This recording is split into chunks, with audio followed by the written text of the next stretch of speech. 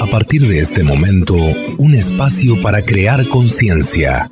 ¿Por qué lo hiciste? Un programa de la Fundación Códigos, conducido por el investigador Luis Cegueza, desde los estudios de la Fundación Códigos en Punta del Este, Uruguay, y emitido en Uruguay, Argentina, Bolivia, Brasil, Chile, Colombia, Ecuador, España, Estados Unidos, Holanda, Inglaterra, Israel, México, Perú, República Dominicana y portales online. Así comienza ¿Por qué lo hiciste? Bienvenidos amigos y amigas a ¿Por qué lo hiciste? Un programa que se transmite desde Uruguay, más exactamente desde la ciudad de Punta del Este, desde los estudios de la Fundación Códigos, para todas las emisoras que nos retransmiten, que son 222 emisoras de AM y FM y 5 emisoras de Internet en 16 países. Esto es ¿Por qué lo hiciste? Estás escuchando ¿Por qué lo hiciste? Con la conducción de Luis Cegueza.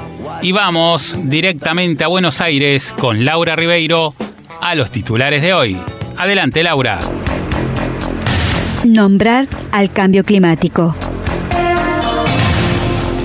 Cambio climático afecta a 134 millones de bangladesíes.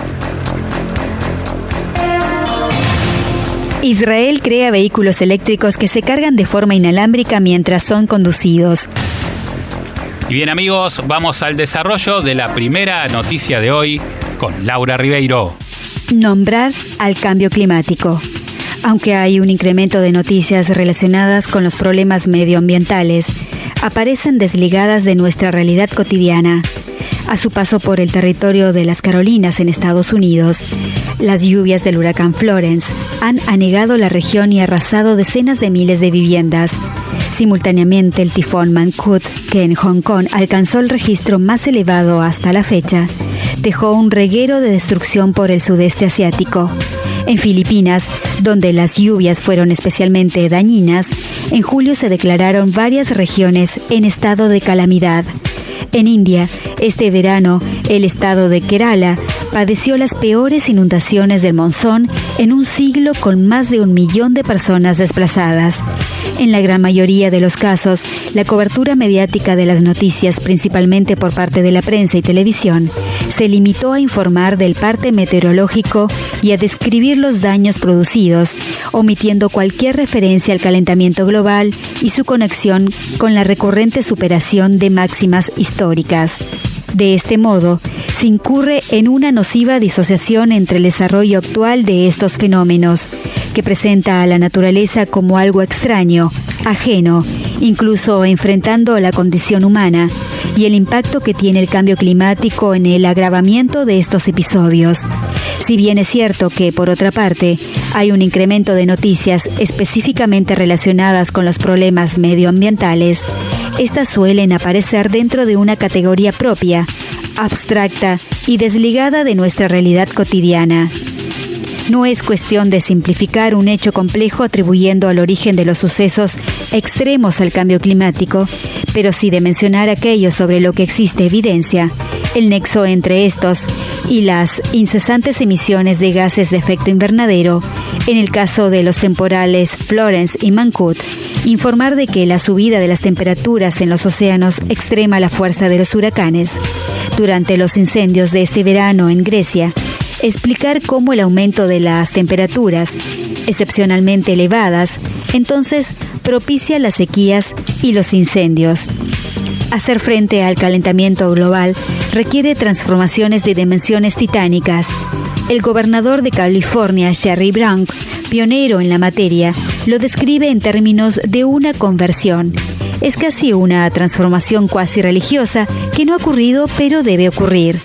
Con toda la acción política no es suficiente, por lo que vincular a lo que hasta ahora conocemos del cambio climático al contexto inmediato de los sucesos puede ayudar a reconocer la prioridad y urgencia del problema, el impacto que ya tiene sobre nuestras vidas y la responsabilidad compartida entre los gobiernos, las empresas y los ciudadanos en cuanto a consumidores y votantes. Y bien, amigos, queríamos traer esta noticia. ¿Por qué lo hiciste? Porque nos parece interesante este punto de vista, que también lo compartimos, obviamente, porque hemos visto fenómenos climáticos. Ustedes recuerdan que lo hablamos aquí en ¿Por qué lo hiciste? En programas anteriores. El huracán Florence, el tifón que hubo en Mangkhut, en Hong Kong.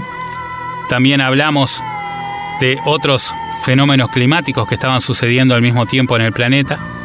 Y también hace mucho tiempo venimos hablando de que Bangladesh obviamente es uno de los países más afectados por la subida del mar y también por las precipitaciones que van en aumento, ¿no? Pero lo interesante de esta noticia es que deja claro, una vez más, nuestro pensamiento también, ¿no? Porque en esto, como decíamos, compartimos y coincidimos. Fíjense que la noticia dice: en la gran mayoría de los casos, la cobertura mediática de las noticias, principalmente por parte de la prensa y televisión, se limitó a informar del parte meteorológico y a describir los daños producidos, omitiendo cualquier referencia al calentamiento global y su conexión con la recurrente superación de máximas históricas. De este modo, se incurre en una nociva disociación entre el desarrollo actual de estos fenómenos, que presenta a la naturaleza como algo extraño, ajeno, incluso enfrentado a la condición humana, y el impacto que tiene el cambio climático en el agravamiento de estos episodios. Por eso decimos coincidimos, porque nosotros venimos notando, inclusive en el programa anterior lo estuvimos hablando, que los medios de prensa, sobre todo los medios más importantes, no están mostrando la relación que hay entre los fenómenos meteorológicos que estamos viendo y los fenómenos climáticos y su causa y el aumento en justamente estos fenómenos que ha habido en los últimos años. Siempre decimos y siempre explicamos, siempre hubo terremotos. Es más, hay un terremoto bíblico, que estamos hablando de más de 2000 años atrás, pero fue un terremoto, un solo terremoto en un espacio de siglos, en esa zona obviamente. Hoy estamos hablando de 80 terremotos por día promedio, a veces 60, a veces 100, pero más o menos 80 terremotos por día, de más de 2 puntos hacia arriba, ¿no? Hasta 7, 8, lo que hemos visto hasta de 9. Normalmente, obviamente, los terremotos de más de 6 puntos no son todos los días. Pero bueno, hay un aumento en los terremotos, no solamente en la cantidad, sino también en la potencia. Eso por un lado. Por otro lado, también tenemos aumentos en los fenómenos que tienen que ver con el viento o con los vientos, con las precipitaciones y con las sequías. Todo eso también lo hemos venido viendo que aumentó. Siempre existió, pero hoy es más común, cada vez más seguido y cada vez con más potencia.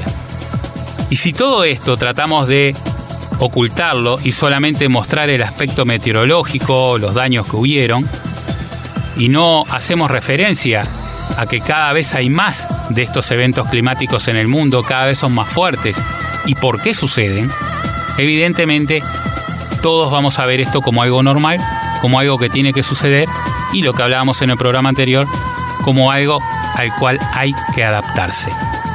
Y en eso no estamos de acuerdo. Coincidimos con esta nota del País, uno de los principales diarios del mundo, muy bien lograda, muy bien redactada, y que desde un punto de vista mucho más analítico deja claro que desgraciadamente la información que nos llega no es totalmente la verdad, sino parcialmente la verdad. Uno de los principales diarios del mundo, elpaís.com, en la cual nos muestra cómo la información que nos llega muestra normalmente los daños de un fenómeno climático, pero no lo asocia ni con el aumento que ha habido hasta ahora de fenómenos de ese tipo, ni tampoco nos asocia con las causas que lo provocan. La noticia, en una parte muy interesante, dice: no es cuestión de simplificar un hecho complejo atribuyendo el origen de los sucesos extremos al cambio climático, pero sí de mencionar aquello sobre lo que existe evidencia el nexo entre estos y las incesantes emisiones de gases de efecto invernadero.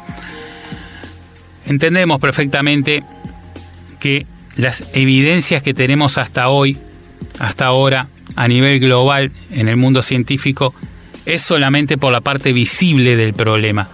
La parte visible es las emisiones de gases. Y créanme que cuando empezamos con todo esto, hace años atrás, ni siquiera esto era aceptado. Ni siquiera era aceptado lo de las emisiones de gases. Y es más, recuerdo mi primera conferencia, que fue en San Pablo, el 15 de enero del año 2008, como el principal diario de San Pablo saca un artículo pequeñito que decía que los automóviles no ocasionaban daño al planeta. No hacían referencia ninguna a mi conferencia, obviamente, pero lo interesante es que era una nota de Greenpeace. Entonces, cuando uno ve estas cosas, dice, pero ¿cómo pueden decir que un automóvil no causa daño? Bueno, felizmente hoy eso ya está aceptado. Nosotros creemos que cuando uno enciende un auto, debería haber una voz que diga: cuando encendemos un automóvil, polucionamos y además consumimos oxígeno.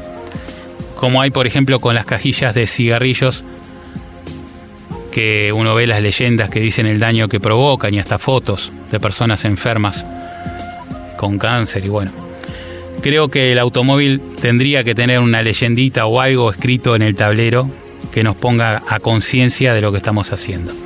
Pero no es culpa nuestra, porque uno puede dejar de fumar, pero obviamente no puede dejar de andar en automóvil en una sociedad en la cual el automóvil ha creado una simbiosis tremenda, en todo sentido, en el trabajo, en la familia. No es culpa del usuario, esto pasa ya por otros aspectos. Hay decisiones políticas que tomar, hay que también empezar a fabricar los autos de otra forma, como habíamos dicho. Pero queríamos hablar de esto porque nosotros, además de la parte visible que todo el mundo ve, que son las emisiones de gases, el smog, las hoy 50 mil millones de toneladas que se emiten de CO2 a la atmósfera anualmente, nosotros siempre hablamos también de lo invisible, que es el oxígeno que se consume. Ustedes tengan en cuenta que si emitimos 50 mil millones de toneladas de gas, en algún momento ese gas fue aire limpio que los motores lo transformaron en basura. Quiere decir que también consumimos otro tanto de miles de millones de litros de aire puro que se convierten en basura. Es un tema que solamente habla la Fundación Códigos.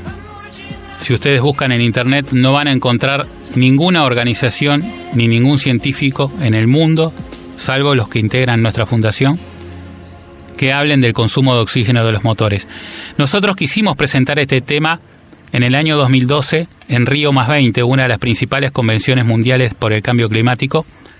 Fuimos invitados por el gobierno de Brasil y me bajaron 3 veces del escenario porque no me dejaron hablar del consumo de oxígeno. Podría dar nombres aquí de personas de la ONU que me bajaron del escenario, pero creo que es suficiente con saber que por alguna razón no quieren que se hable del consumo de oxígeno. Las razones que me daban, obviamente, decían que era un tema muy controvertido, y yo contestaba, bueno, justamente está lleno de científicos la sala, vamos a debatirlo, vamos a hablar del tema, vamos a ver, y no hubo caso, la cuestión que no pude dar la conferencia. Pero lo interesante de esto es que sí puedo transmitirlo a través de este programa a mucha gente. Y en la medida que todos entiendamos que no es solamente un tema de emisiones de gases, sino también de consumo de oxígeno, vamos a ir mejorando. Una vez el embajador de México me preguntaba ¿por qué usted insiste en el consumo de oxígeno y como algo que es más importante que las emisiones de gases? Si es lo mismo. Y no es lo mismo. Yo le explicaba al embajador en ese momento que si hablamos solo de emisiones de gases, lo que vamos a traer después con el tiempo, con los pocos años para adelante, es que los vehículos sean a hidrógeno, porque van a emitir vapor de agua por el caño de escape y aparentemente van a ser ecológicos. Pero si bien es verdad que emiten vapor de agua y no emiten más CO2, siguen consumiendo oxígeno porque son los mismos motores. Por eso nosotros insistimos que la tecnología a cambiar es la eléctrica, no es justamente otra tecnología, porque lo que tenemos hoy más perfecto, por llamarlo de alguna manera, no es lo mejor, pero es lo más perfecto que tenemos, es la tecnología eléctrica, porque no solamente no emite gases, ni consume oxígeno tampoco, porque funciona por magnetismo, por electromagnetismo. Y la energía que se genere para estos motores, para estos vehículos, es muchas veces inferior a la energía que consume un motor en cada auto. Entonces, creemos que esta es la solución momentánea, no la definitiva, pero es un primer paso importantísimo para poder frenar las emisiones de gases y frenar con el consumo de oxígeno que debilita nuestra capa de ozono. Señoras y señores, una vez más la Fundación Códigos deja clara su postura y con esta noticia intenta una vez más que tomemos conciencia de que el principal problema está en el transporte, luego en la generación de energía y por lo tanto tenemos que apuntar a eso rápidamente mientras todavía tenemos tiempo. Y bien amigos, vamos ahora al desarrollo de la segunda noticia de hoy con Laura Ribeiro. Noticias. En ¿Por qué lo hiciste? Noticias. Cambio climático afecta a 134 millones de bangladesíes. El actual cambio climático afecta a 134 millones de bangladesíes, más de 3/4 partes de la población total del país, advirtió un nuevo informe del Banco Mundial divulgado la semana pasada en esta capital. Casi la mitad de la población del sur de Asia está en riesgo de deterioro del nivel de la vida debido al aumento de la temperatura y las precipitaciones irregulares causadas por el cambio climático. El reporte, Los puntos calientes del sur de Asia, el impacto de la temperatura y los cambios de precipitación en los niveles de vida, muestra cómo el aumento de las temperaturas promedio de la región en los últimos 60 años afecta a la agricultura, la salud y la productividad. La situación podría costarle a Bangladesh un 6,7% del Producto Interno Bruto y reducir los niveles de vida de más de 3/4 partes de la población del país para el año 2050. Se espera que las temperaturas medias anuales de Bangladesh aumenten entre 1,0 grados centígrados y 1,5 grados centígrados para 2050, incluso si se toman medidas preventivas similares a las recomendadas por el Acuerdo de Cambio Climático de París de 2015, advierte el informe. Si no se toman medidas, entonces se pronostica que las temperaturas promedio del país aumentarán de 1,0 grados centígrados a 2,5 grados centígrados, según los estudiosos. Y bien amigos, queríamos hablar justamente de Bangladesh porque recuerdo una de las primeras notas que me hicieron hace años en la revista Gente. Nosotros hablamos de Bangladesh porque entendemos que es una zona baja del mundo y entendíamos en aquel momento que iba a ser una de las más complicadas con el cambio climático o de las primeras en ser complicadas. Y efectivamente esto está sucediendo ya desde hace algunos años. Fíjense que la noticia en una parte dice: la situación podría costarle a Bangladesh un 6,7% del Producto Bruto Interno y reducir los niveles de vida de más de 3/4 partes de la población del país para el año 2050. Para el 2050 no falta mucho. Y además nosotros siempre vemos en las noticias que son bastante benévolas en este sentido. Cuando están hablando del año 2100, en realidad se refiere a 30 o 40 años antes. Y acá cuando vemos que habla del año 2050, perfectamente podemos hablar del 2040 también. El nivel del agua está subiendo, lo hemos dicho varias veces. Sube bastante debido al derretimiento de todo lo que es polar. También hay un efecto que cuando se calientan las aguas, crecen de tamaño. Pero además de todo esto, en el caso de este país, en el caso de Bangladesh, entendemos que uno de los problemas peores que tienen, además de que está subiendo el mar, y esto obviamente le está trayendo muchos problemas, es el caso de las precipitaciones que habla la noticia. Porque en esas zonas, cercas al trópico, cada vez más vamos a tener un problema enorme con la termodinámica. Vamos a notar que cada vez llueve más debido a la inmensa evaporación. ¿Y por qué esta inmensa evaporación se va a dar más en el trópico? Se ha venido dando desde hace años en nuestras latitudes, pero hemos visto también que en la medida que el ozono se vaya debilitando, justamente en el Ecuador, donde el sol entra directamente, va a haber mucho más fuerza calórica y va a haber mucho más evaporación de la que normalmente hay.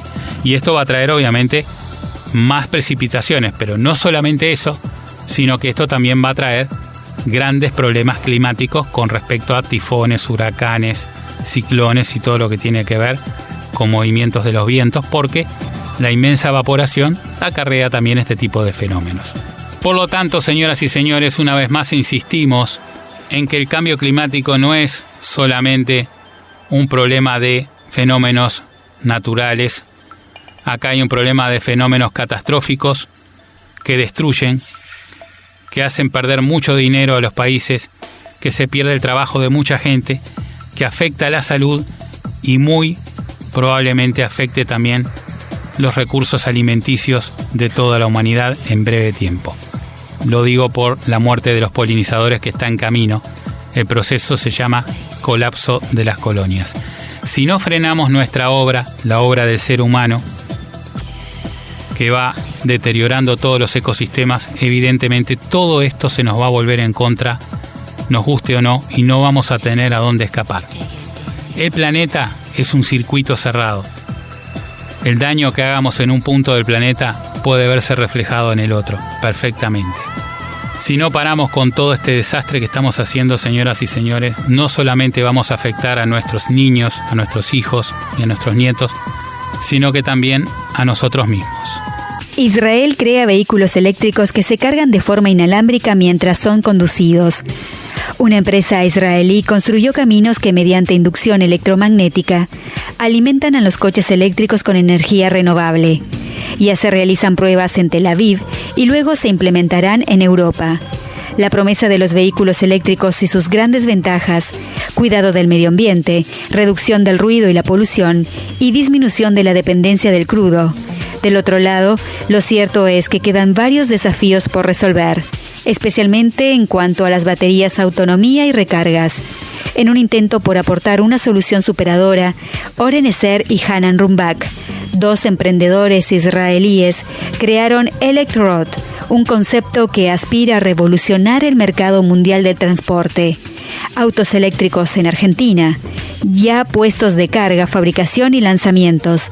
El equipo ya ha realizado testeos exitosos en Israel, realizando una prueba de concepto con un auto eléctrico en una calle de Tel Aviv, en una vía de 15 metros. Ahora están escalando el sistema para poder darle electricidad a un autobús. En esta primera etapa, el foco de los desarrolladores está puesto en el transporte público. Y para hacerlo realidad, cuentan con dos grandes ventajas. Por un lado, el apoyo y respaldo de distintas entidades gubernamentales y por otro, estar en uno de los ecosistemas emprendedores más potentes e innovadores del mundo, el israelí. Es importante destacar que toda la energía que se utilice será aportada en un 100% por fuentes de energías renovables. Quisimos traer esta noticia a ¿Por qué lo hiciste? Porque nos parece un gran avance tecnológico. Si bien todavía los autos eléctricos están duros para salir a la venta, debido a lo que ya sabemos, está bueno también ya ir contando con este tipo de tecnologías. Tecnologías que nos permitirían, por ejemplo, llegar a nuestro garage y solamente con el hecho de parar el automóvil encima de una plataforma, automáticamente se estuviera cargando sin tener necesidad de conectarlo a ningún enchufe o toma corriente. Pero queremos aclarar que este sistema de carga inalámbrica ya había sido creado hace años por la empresa Halloy PT y por lo menos nosotros nos acordamos del año 2012 o 2013 que ya existía este sistema y estaba en desarrollo y nos pareció genial. También nos pareció genial con respecto al tema del transporte capitalino, de los ómnibus, porque en cada parada perfectamente podría haber una plataforma de carga y mientras la gente sube y desciende al vehículo se estaría cargando. Lo mismo con las paradas de taxis. Es un sistema realmente práctico y muy bueno. También habla de un sistema que se puede recargar el vehículo mientras circula en la ruta. También habíamos escuchado hace unos 2 o 3 años de un sistema en el cual el mismo peso del vehículo iría presionando pulsadores distribuidos en las rutas y estos pulsadores generarían, a través de esa fuerza cinética que genera el peso del vehículo y el pulso, también pulsos eléctricos para recargar las baterías. Hay mucha cosa todavía para inventar. Creemos que en este sentido y en este tipo de tecnologías no hay límites, se pueden hacer muchas cosas. Hoy, cuando se logra ya tener una batería como el litio, por ejemplo, que es una batería mucho más liviana que la de plomo, que puede cargarse mucho más rápido y que a su vez puede tener una autonomía muy superior, ya estamos hablando de superar varios tabúes, por llamarlo de alguna manera, que hubieron durante muchos años, ¿no? Cuando había que cargar las baterías de plomo, que cargan por volcado y de esa manera pueden demorar 8 o 10 horas en cargarse. Hoy estamos hablando de una carga de 2 horas en algunos casos, y en otros casos, como por ejemplo la camioneta BYD E6, tiene un cargador rápido que carga solamente en 15 minutos para una autonomía de 330 kilómetros. Creemos que poco a poco vamos llegando a lo que queremos, porque para mucha gente lo ecológico no importa, importa sí el bolsillo, y bueno, para lograr que todo el mundo ayude al planeta, hay que también pensar en esta gente. Y está bueno cuando esta gente ve que un auto eléctrico es un poco más caro, pero que va a ahorrar mínimamente 6 veces menos de combustible, hablando de energía obviamente. Cada 6.000 pesos que uno puede gastar de combustible va a gastar como máximo 1.000 pesos de energía eléctrica, y ese ahorro es muy grande. En algunos casos es hasta 10 veces menos. Y ese ahorro es importante para el bolsillo, y obviamente un vehículo eléctrico con baterías de litio se puede recuperar el costo superior que tiene en poco tiempo, pero además, teniendo en cuenta que son vehículos que prácticamente no tienen mantenimiento, mejor todavía. Así que bienvenida esta noticia y bienvenidas todas las tecnologías que tengan que ver con el transporte eléctrico, que sirvan para mejorar y para hacerlo más práctico aún que los vehículos a combustión. Y bien amigos, hemos llegado al final del programa de hoy. Quiero agradecer como siempre a Daniel Hogar, máxima variedad siempre. También agradecer a Global News. Leen, escuchan y analizan todo lo concerniente a tu empresa y a tus competidores. Global News, presente en 17 países de Latinoamérica. También agradecer a Visa, porque la vida es ahora. Y al Dr. Rosenberg, experto en nutrigenómica y medicina de avanzada. Quiero agradecer como siempre a todos los que integran el equipo de ¿Por qué lo hiciste? A Carlos Seguesa en los controles, en la selección musical, en la presentación de la misma, a Vanessa Gaspar en Maldonado, a Carlos Acosta en Montevideo, al doctor Gustavo Gavier en Córdoba y a Majo López también en Maldonado. Agradecer a todos los ingenieros de sonido que trabajan para llegar a ustedes en 225 emisoras en 16 países. Agradecer a los dueños de dichas emisoras que nos permiten llegar a vos, y por supuesto agradecerte a vos que siempre estás allí. Chau, chau. Hasta aquí te presentamos ¿Por qué lo hiciste? Desde los estudios de la Fundación Códigos de Punta del Este y para Uruguay, Argentina, Bolivia, Brasil, Chile, Colombia, Ecuador, España, Estados Unidos, Holanda, Inglaterra, Israel, México, Perú, República Dominicana y Portales Online. Será hasta la próxima semana. ¿Por qué lo hiciste? Un programa de la Fundación Códigos.